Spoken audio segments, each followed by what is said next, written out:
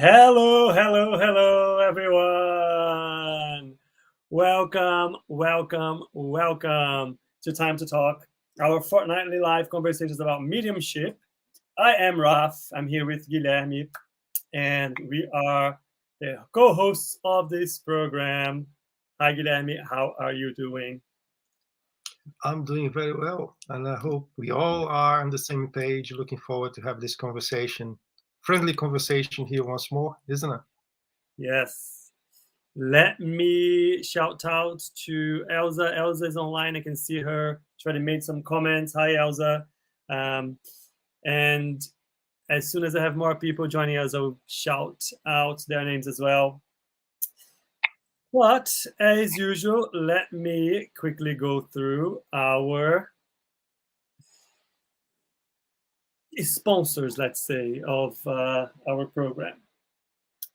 So, Guilherme and I, both of us, are members of SSL, the Spiritist Society of London, and this initiative is brought to you by SSL.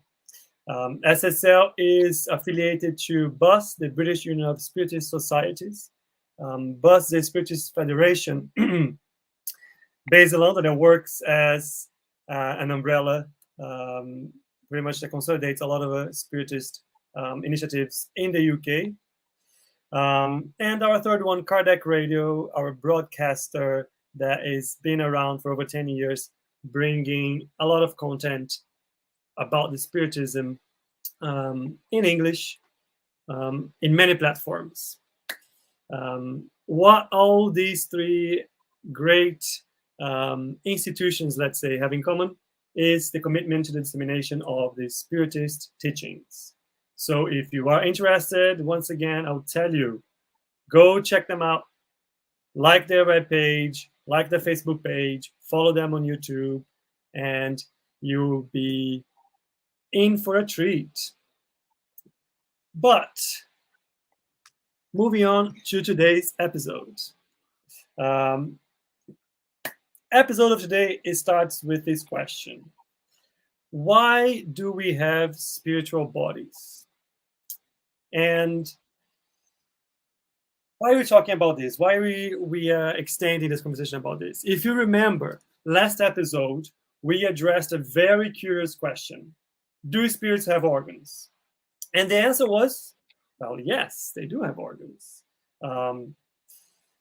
We saw many examples from André Louis' books, then why and how those organs, let's say, are indicated there. We also talked about how these spirits clarify to us that there are three elements that constitute everything in the universe. We have matter, spirit, and God. We specifically talked about matter, and we understood that it can be found in two main states: the materialization, being the matter that we can perceive and touch and feel with our bodies as incarnate spirits, and the etherization, which is the one that's a bit more subtle, that we cannot perceive with our bodily senses. But at the end of the day, it all comes down to a single element. It's all matter. We also talked that when we die, we keep a spiritual body that is made of this more ethereal state of matter. That spiritual body is what we call perispirit. So if we say perispirit, that's what we're making reference to. And when we're talking about how the perispirit retains the characteristics of our physical body, and it takes that on to the next lives and moves on. But why am I recapping all of this, and why are we talking about that? Last week, we received a question from one of you, and that is pretty much the question that's driving our conversations today. And that question was, Saul sent a message. Is it common to have a lingering effect from an injury sustained in one life into the next? For example, a bad eye in one life after being shot in the eye by an arrow in the past life. What do you have to say or comment about that, Guilherme? Me? You. Well, yes. Let me try. And as ever, we have few possibilities we need to consider, right? We need to understand that we have more than one life to be able to start to elaborate an answer to this question. We need to understand that we do have a type of body after we passed away. And that very same body will be what will drive our physical characteristics for our next incarnation. Let me give an example here. As Saul said, yeah, we had an arrow in an eye. Do I carry this effect of the arrow with me when I passed away? Possibly. Why I'm saying possibly? Because it all depends on how you take that. If after I have received an arrow in my eye, I do not accept at all that I lost an eyesight, that I have a scar, through 40 years complaining, that will leave a mark on our soul. And what is our soul? Our soul is our spiritual body. When I die, when my perispirit detached permanently from my physical body, initially it will take every mark I have on my physical body. The question will be how long that would take to reestablish my physical body to a complete sense. If I lost an eyesight, how long would it take to recover my eyesight, for example? There is no mathematical answer to that question. But if we understand what will drive that spiritual consequence, will allow us to be better prepared to reduce the time that would take to recover things, right? We have to remember that nothing happens by accident. There's always a reason. Sometimes we don't know the reason, but there's a reason. I will paint a few examples here, right? And please, Rafael, interrupt me with the questions or everything if you feel like. Yeah. In my past life, I used to remove eyes of people for pleasure because I was a terrible person. I could not see someone smiling, pop an eye, lost it for fun. So in my next reincarnation, to some extent, I had to equalize my debts, passing through some sort of same level of experience to really understand the consequence of my acts. So perhaps the arrow that hit my eyesight was to teach me a lesson. Perhaps. Yeah, carry on. So what you are describing is actually quite a karmic, if we can, relation between issues that we have and challenges that we face in our lives in comparison to either past lives or things that we did in the past life. But I understand that from a I guess balancing perspective, that if we in our lives, so the spirits explain to us that if we in our lives we have access to all of these assets, power, health, intelligence, money, so ever. if we use those things to do bad things, those decisions will leave marks on our perispirit. And that is also proving to us that we were given the chance to learn, to put something to good use, and we chose to do the opposite. So we didn't learn on that experience, that opportunity, what we should have learned, or we didn't value, or we should have valued. What was the lesson when we had access to those assets? And that is why then we would come back with a challenge or a difficulty, a problem linked to that misuse of assets, to learn the real value that we demonstrated in your example by removing people's eyes just because of because of your could. So it's more of like we were given a chance and we proved that we did not truly understood the value of things, and then unfortunately only through problems and pain we kind of expurgate this from us. Is that one of the things that you're trying to say? Yes, it's one of the possibilities, right? Let me paint another possibility here, right? Before you paint the possibility, I'm gonna ask everybody that I see there's a few people with us. Please, as usual, drop your notes, put your comments in the box, hit send. We will read them, address the questions, address the comments live. The idea is for us to have this conversation together. Go. I will paint another example here, right? Someone was born without legs. Okay.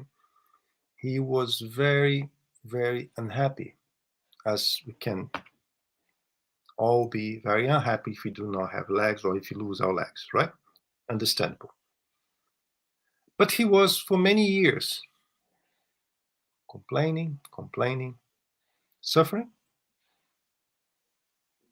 And one day, he also lost his arms. And can you imagine how bad could be? Have no legs and lose his arms. And imagine the consequence on his soul, on his being, on people around him. People could not understand. It's too much suffering for a single person. And they went trying to find the explanation for it. Well, on his past life, in more than one occasion, he have committed suicide. He have done that more than once in his previous lives. When he reincarnated, he had no legs, because he used to jump in front of things. He used to jump from bridges. Without legs, that would be much more difficult.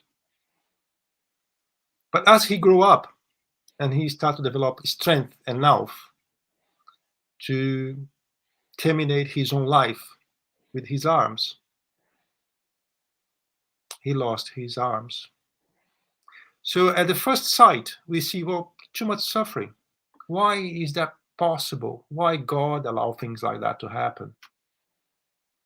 But in reality, that has happened to avoid him to commit once again another attempt to his own life.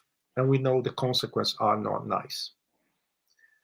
So sometimes this person that had an arrow in his eye had to learn, or had to give the right importance to his other eye that is left, and perhaps he changed his path.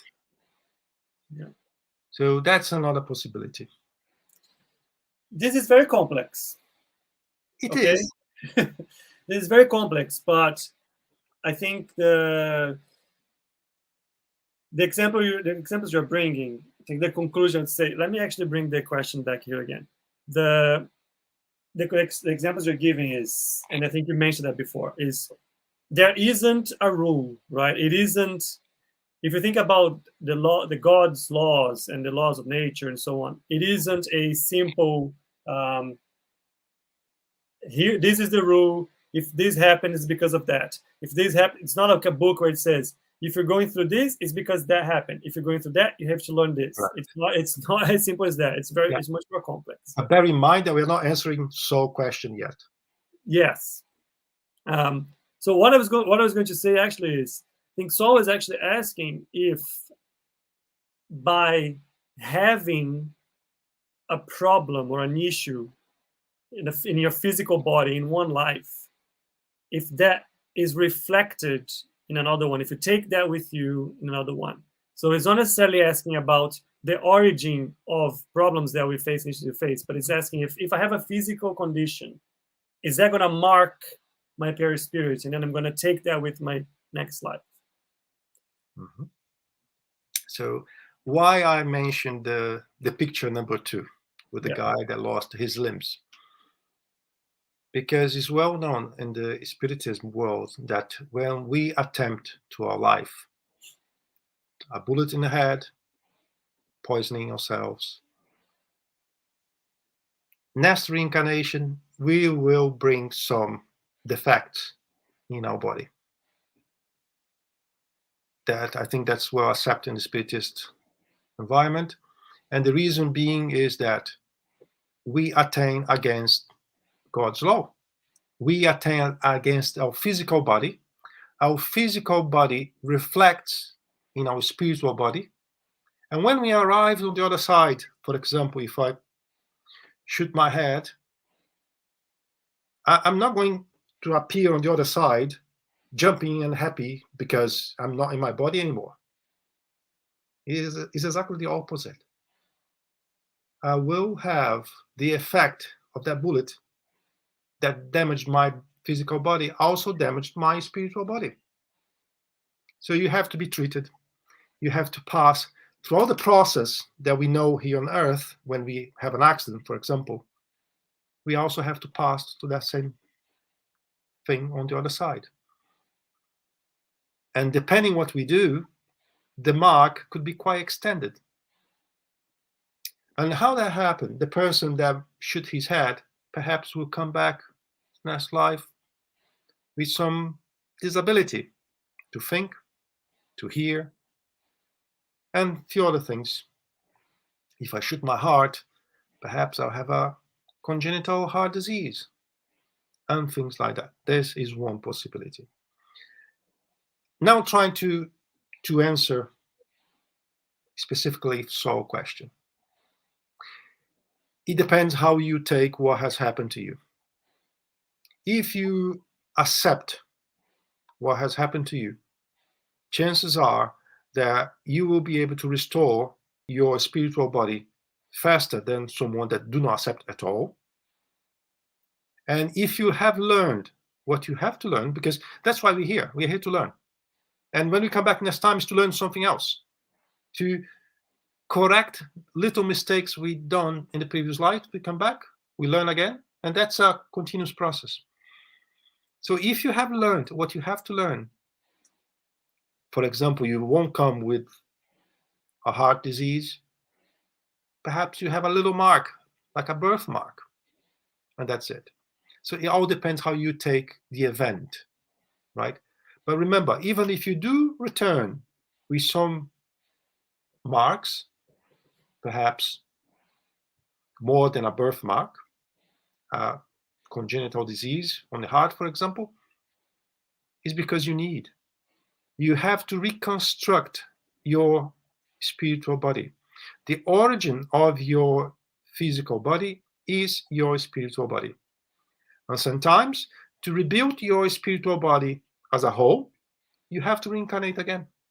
Because through the process, through the womb, when you grow up, child, infant, you go, that's the way you repair your body, your bodies as a whole. I quite like that you brought these elements to the discussion, to be honest.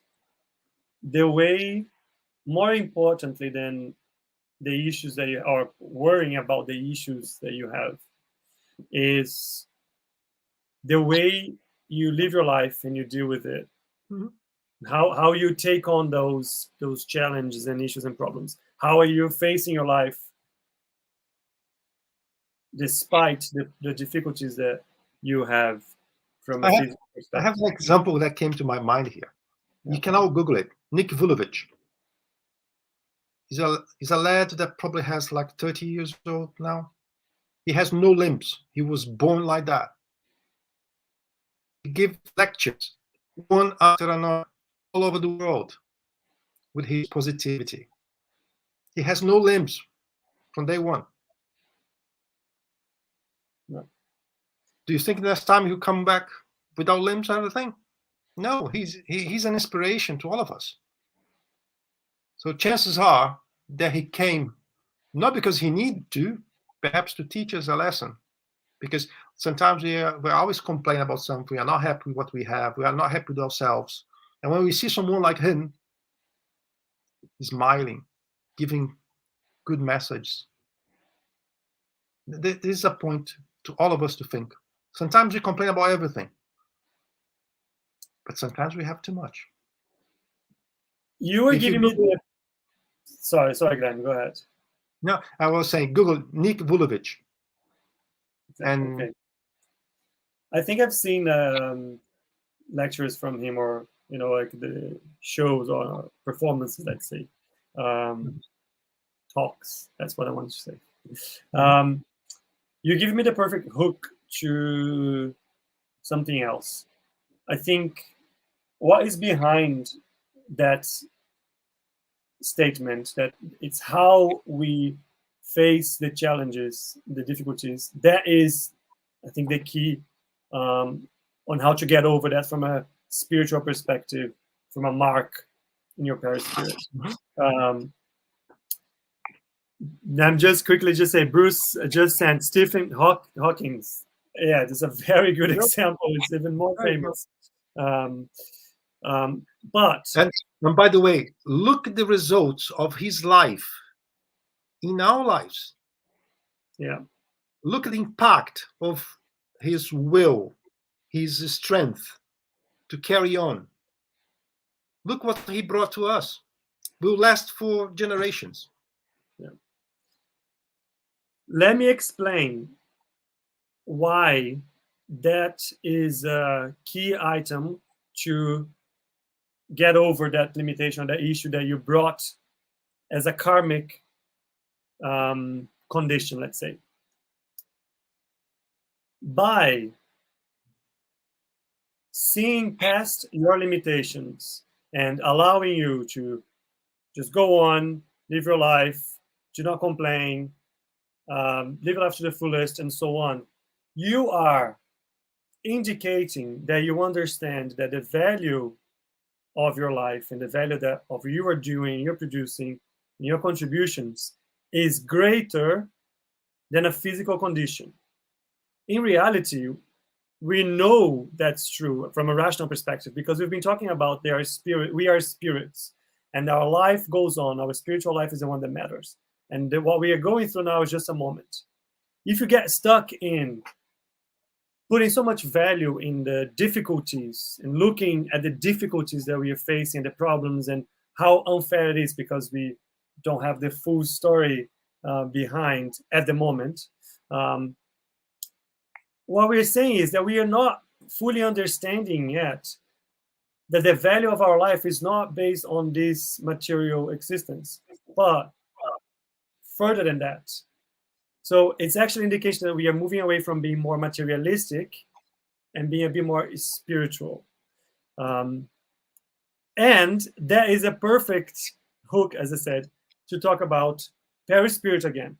I think it is impossible to mention this case that we're talking about, addressing this question, without going even further in the understanding of perispirit.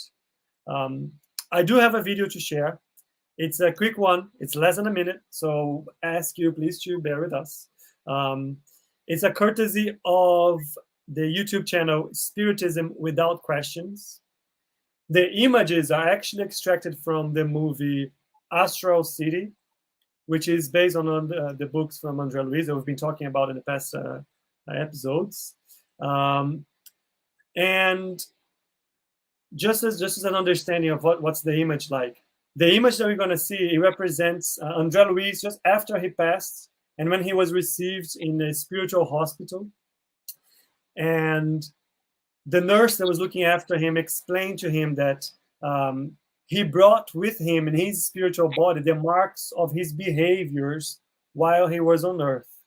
So his whole gastric tract was marked, had a lot of problems, that was destroyed by eating and drinking abuse.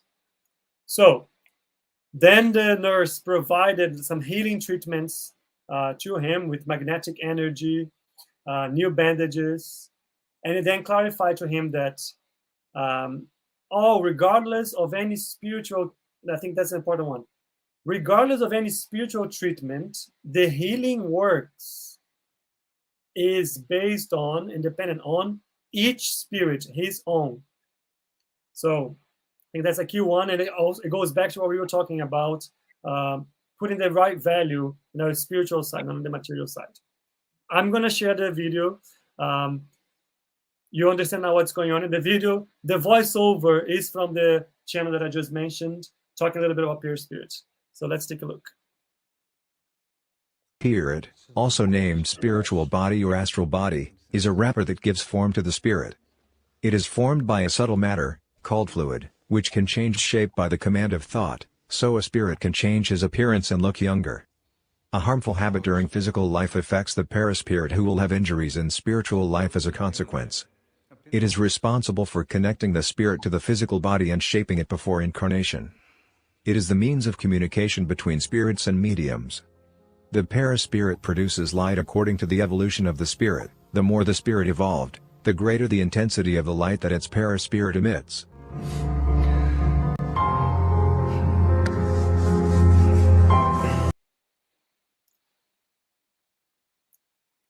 It was a lot of information, but the video mentioned a harmful habit during physical life affects the paraspirit, who will have injuries in spiritual life in consequence, which is exactly the example of André Luiz that we just mentioned. Guilherme, you were interested in sharing some stuff. I can see your fingers are just ready to share with us. So, if we had the knowledge, the understanding that what we do here on earth to ourselves and to the others will change our future for good or for bad, we would be better people. If we understand that if I drink too much alcohol when I passed, I won't have only the cancer in my stomach. That will continue for a period at least. If I have the knowledge that what I do to one of my neighbors, for example, will create a consequence on me, on my own body, I would think twice. You have said something 2 or 3 times already about karma. That word comes from India, right? For that part of the world. We, on the Spiritism, we speak about laws, action and reaction. At the end of the day, is the same thing. Karma, action and reaction.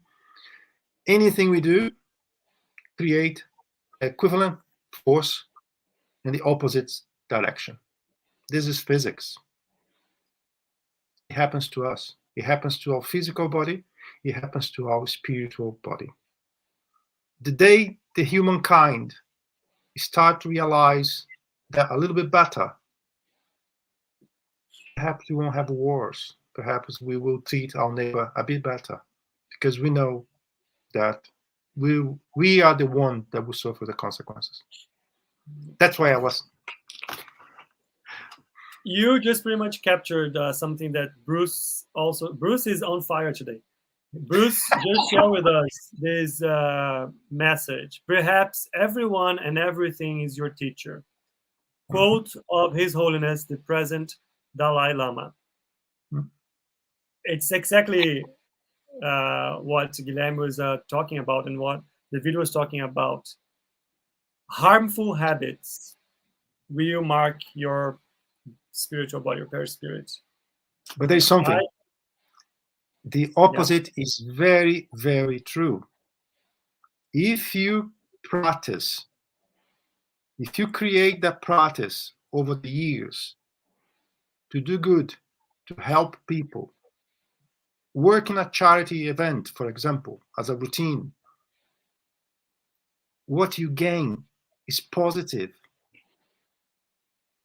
So we can drive our car. We drive our existence. We have a balance. It's up to all of us to decide what we want. But whatever you decide is what you have back. And no one can escape that, I'm afraid. With that in mind, the perispirit receives those, let's say, this influx of energy, let's say, good or bad, as you just mentioned, Guilherme. The perispirit works pretty much as the agent that our soul needs to progress. I think we mentioned last episode that it's through the perispirit that the spirit is connected at a molecular level to the body, if not even a smaller level. But so the more vices we have, and I mean vices in the broader sense, as in any non-charitable thoughts and actions, I think the more condensed and heavier our perispirit is, the more charitable we are, the more understanding we are that the real value of our lives in the spiritual life, and that's what we should be working towards. The least heavy and condensed our perispirit will be. So, as we evolve morally, that happens by undergoing the sufferings, the tribulations that we're talking about that comes through issues that we are bringing from the past, that we caused ourselves.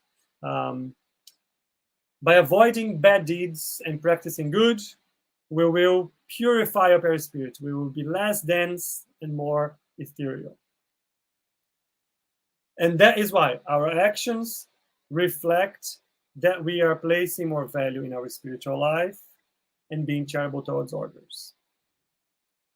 I want to bring something here as an element, it's a quote from the Spiritist book. Let me bring it up. So, in the Spiritist book, chapter 4, in question 176, there's a part where Kardec makes a great parallel between the purifying model, let's say, of our perispirit and the filtering of the juice of the vine. I'm going to read it for us. So the juice of the vine, it contains the liquor called spirit or alcohol, but it is weakened by the large quantity of foreign elements that alter its essence. It only reaches absolute purity after several distillations, each removing a portion of the impurities. The alembic represents the body into which the soul must enter to purify itself. The foreign elements are like the perispirit, which is more and more purified as the spirit approaches perfection. So, as I said before, I think the more evolved we get, the less dense points in our perispirits linked to the value that we put to matter and how we live our lives, we get rid of them. So the less knots, let's say, we have in our perispirit. I have a question here, a quick question, like who would have who would have a better disincarnation? Who will pass away better? Dalai Lama, that Bruce spoke here, is a very, very good actual example, or someone that decimate populations, someone that is killing for pleasure, for fun. Who will have a better reception? Who will have a better understanding of what is going to happen on the other side? Who will have a better possibility to repair his own body, spiritual body, and to continue the life? Because life, we have only one. We have several existences. Every time we're on earth, we is an existence. Who will have a better life after death? I think we all know the answer, right? Well, from what we've been talking about, I mean, somebody who is dedicating their lives to helping others and being charitable and so on, I guess. There's no brainer, Somebody who is demonstrating through their actions that he learned and knows that being or using the assets that you have in your life to do good is what should be driving your life. Well, let's accept that the Dalai Lama is way too far away from what we are, right? We are simple human beings, right? And when we do something good to someone on the street, to someone in our work environment, to someone in our family, don't we feel good about ourselves? Don't we perceive some kind of energy that's positive coming back to us? That is the reaction of what we decide to do to help someone. Perhaps we never noticed, but pay attention on this in the future. If you do any good action to someone, don't need to be anyone you know, could be anyone on the street, you will feel something back. Try to pay attention on this.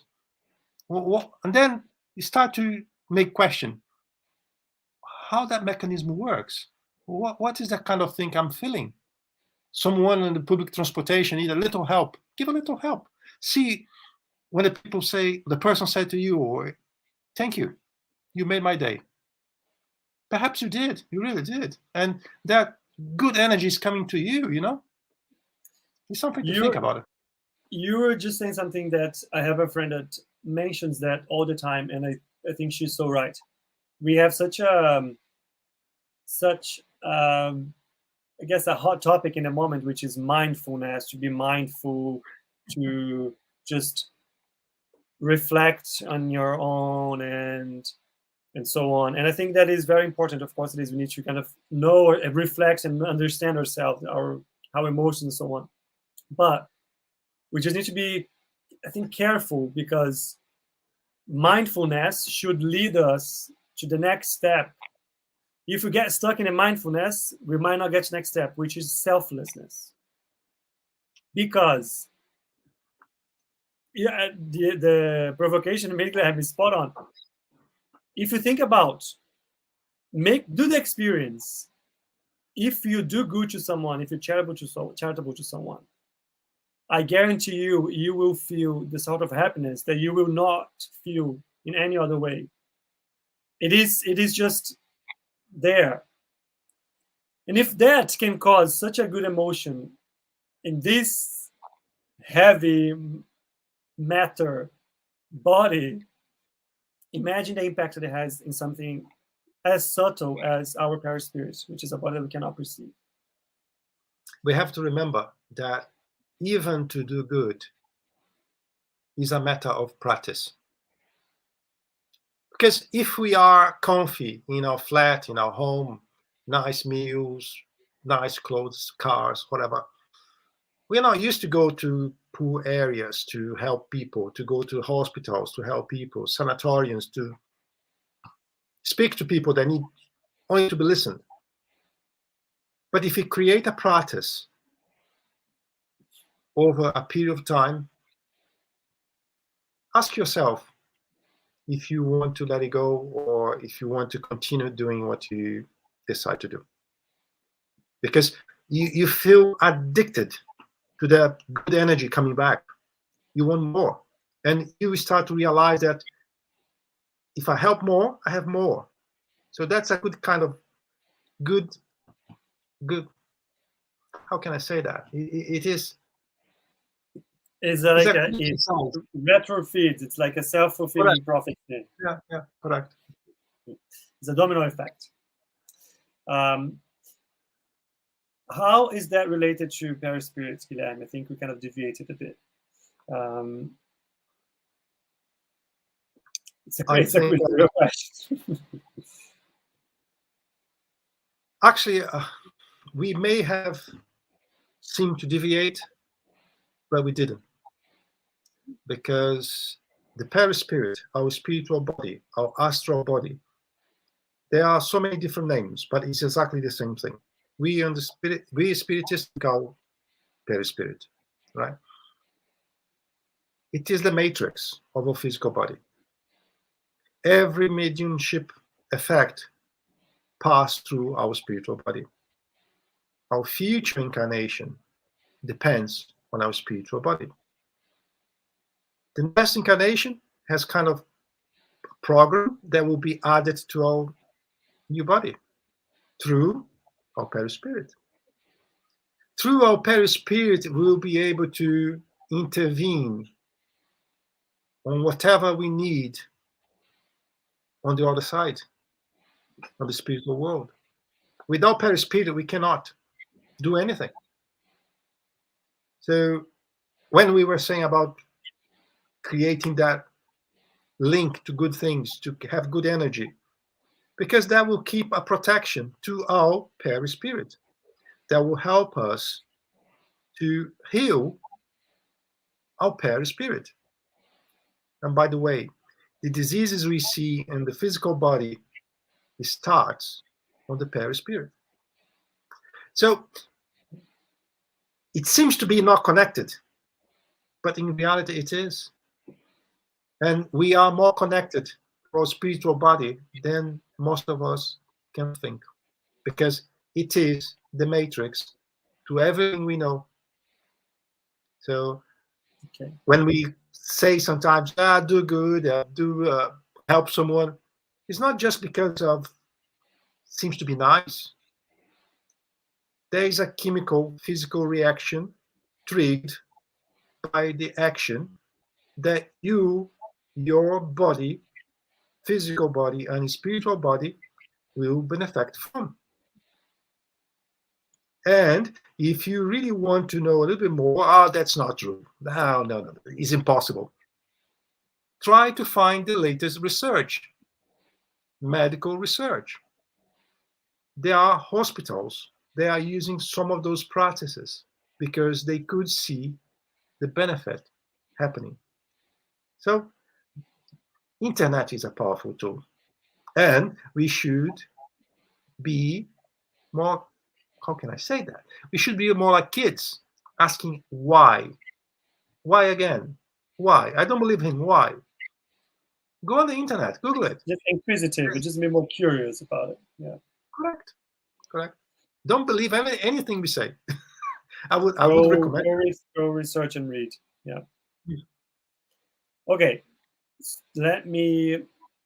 I think we talked about a lot about perispirit. I think is a fair understanding of what it is. I have another video here that I think it's worth to mention, but just as a summary to conclude this, and then we try to link that to mediumship on a more direct and explicit note, let's say. Okay. This next video is a video as a courtesy of our friends from the Spiritist Center Love and Charity in Orlando, Florida. So thank you to you. But that's just a summary. Let's take a look. It's a quick one as well. Spirit is a spiritual or fluidic body of the spirit. It has its origin in the universal cosmic fluid, and it is formed by a process of condensation of this fluid. The perispirit serves as a unifying link among the spiritual and corporeal world. Without the perispirit, it would be impossible to link the spirit with matter. The makeup of the perispirit always depends upon the level of moral progress of the spirit. The superior spirits possess a more rarefied spiritual body. The inferior ones make use of a denser, heavier perispirit. The perispirit can expand or retract in accordance with the will of the spirit. Being a body with fluidic origin, it works as a channel that transmits sensations. The spirit, which is an intelligent and conscious being, registers these sensations. The perispirit does not think, does not reason, nor can it act by itself. It is also not where the spirit's memory is stored.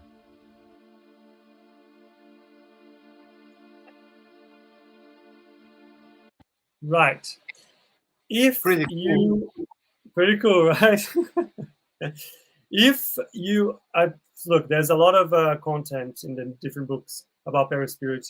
If you want to understand a bit more, there is a specific part of the Spiritist book that I would highly recommend for you to read. There are multiple questions related to that, but there's a specific area, which is in the chapter 6, item 257, Theoretical Essay on Sensation in Spirits. And it describes even further the relationship between how the perispirit is this link, how it's through the perispirit that the spirit has the sensations and acts on or the body and so on. So I recommend that as a further read.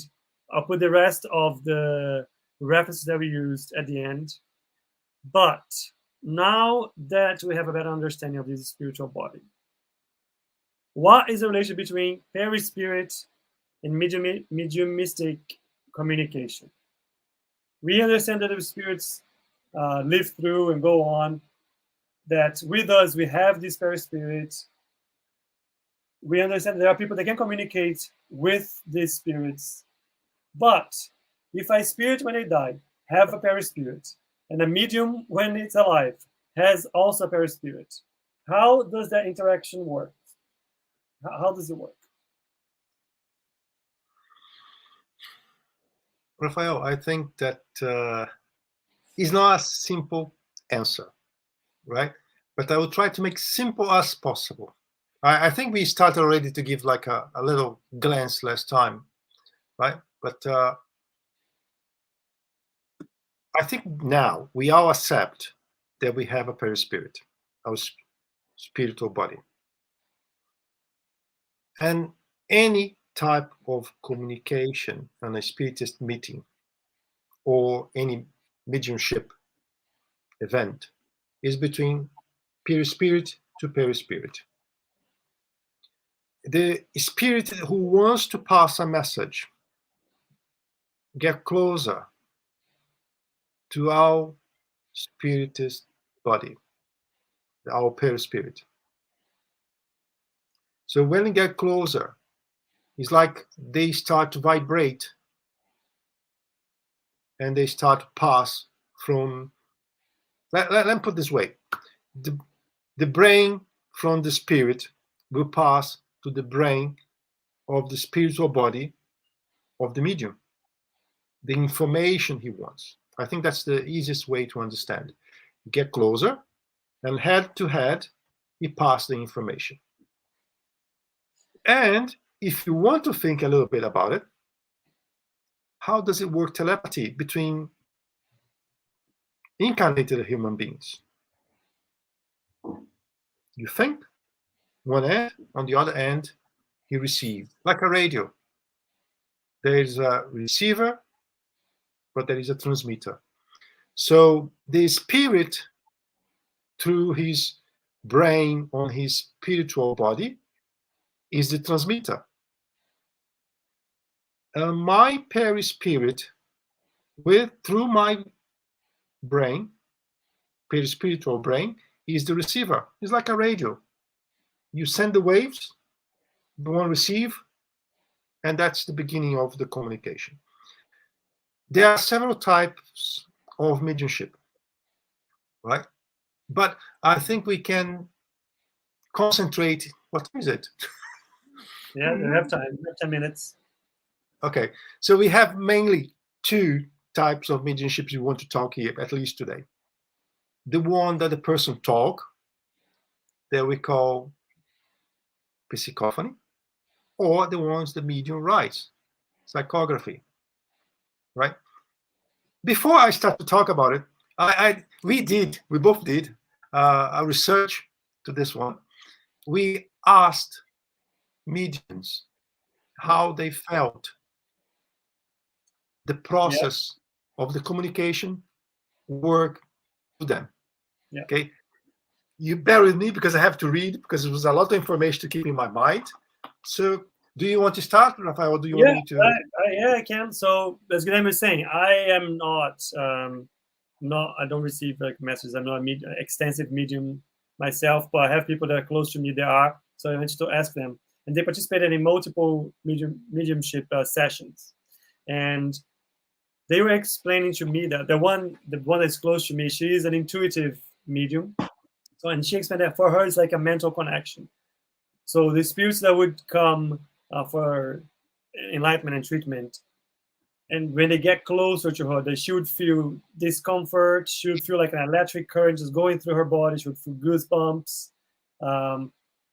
But because she is intuitive and inspired, it's more of a lighter reflection on her body. The way she receives like the messages is that it's more of like it's a brainstorm of ideas that floods her brain. She makes an effort to move away her thoughts. And the ideas that flow from the spirit are passing directly to her. She sees in her mind the situations, for example. If a spirit passed away in a car accident, she'll be able to have the mental image of the accident, of the body of that spirit in that accident. They understand the confusion of the mind of that spirit, the pain.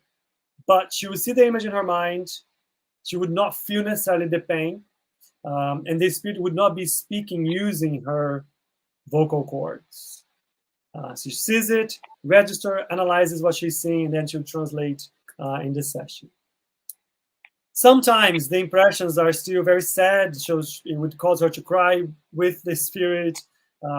Sometimes it changes the tone of how she's expressing that. It might make she give an anger tone to what she's saying. She mentioned a couple of times that the spirit might not want to be there in that session, so she feels an urge to get up and run and leave that room. She doesn't want to be in the room, or to punch the table, or stuff like that,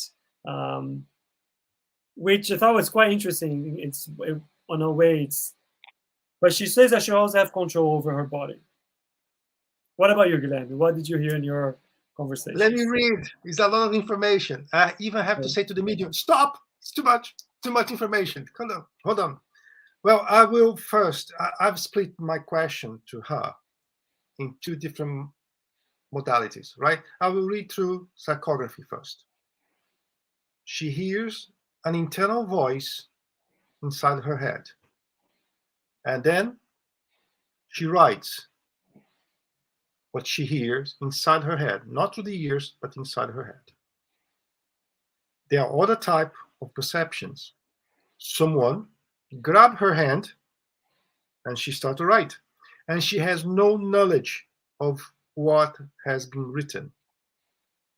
It's something very mechanical. Sometimes both things happen through the same communication. You start in a way and move to another one. Sometimes she have thoughts and she transcribed the thoughts into the paper. But how she knows it's not her thoughts? She does not know anything about science. She does not know a different language. She does not know the content of the message. So that's why she knows it's not her. And there's another one that's very interesting, because there's a lot of things that we can talk in the future about it. But she split from her body She go to the place, she sees the information, like we are talking here. When she comes back, she put everything in paper. And this is just about psychography, right? There is something very important to remember. There isn't a single medium that's 100% equal to the last one. Each one has his own characteristics. Let me see, what time is it? Because you still have 5 minutes. Okay. And we have to remember that mediumship is physical. It's not the spirit that has something that allows you to be a medium. It's physical. It's your body. Your body has the characteristics that allows you to be what we call medium. Okay? I don't think you're going to have much time to talk about that, but I thought it was important just to throw that in our conversation. And then let me move on to psychophony. Sorry. This medium, the very same medium, she felt like she's passing away. She felt dizzy. She felt like going to sleep.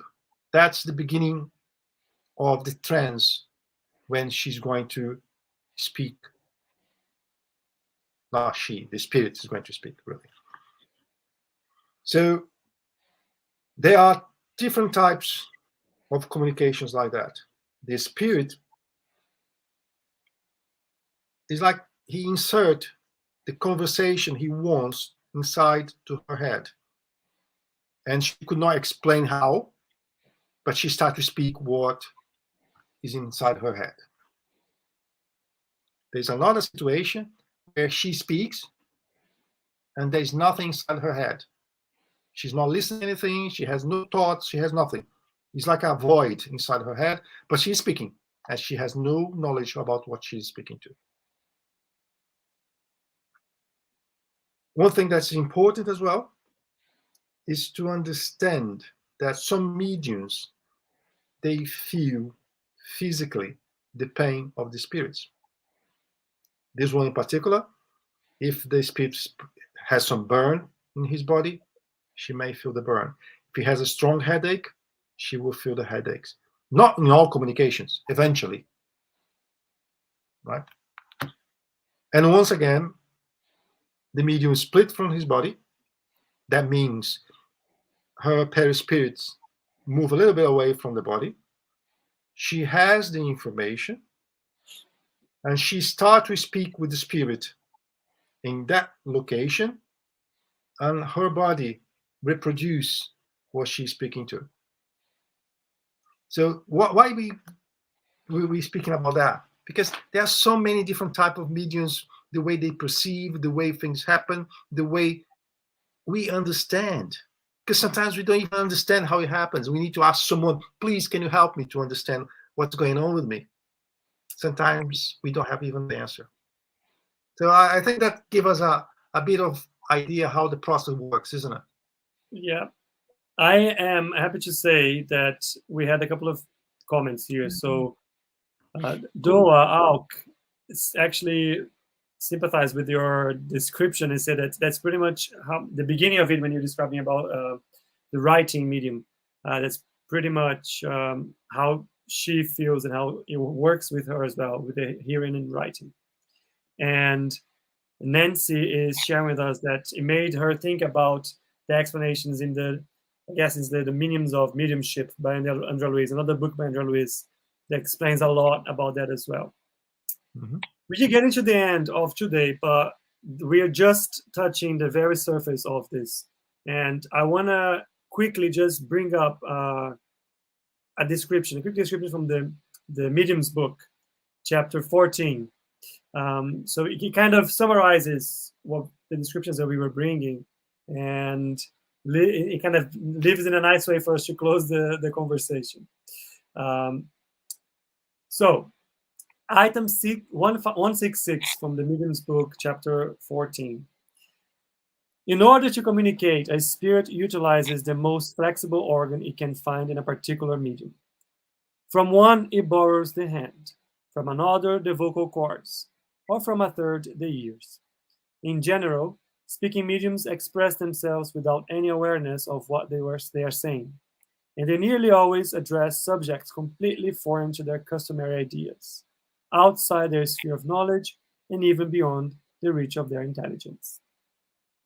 Exactly the example that Guilherme brought to us and described there in the Mediums book. Unfortunately, we are reaching the end of today.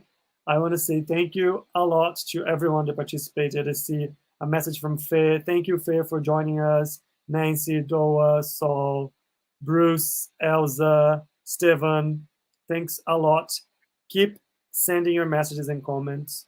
At the end, I'm going to leave a little bit the link and the QR code if you're not comfortable sharing with us live, just send a message and we will address it in the next opportunity. That is it for today. Thank you very much, and I will see you in the next couple of weeks. Guilherme? Thank you all. I hope you had fun. Ciao. Ciao.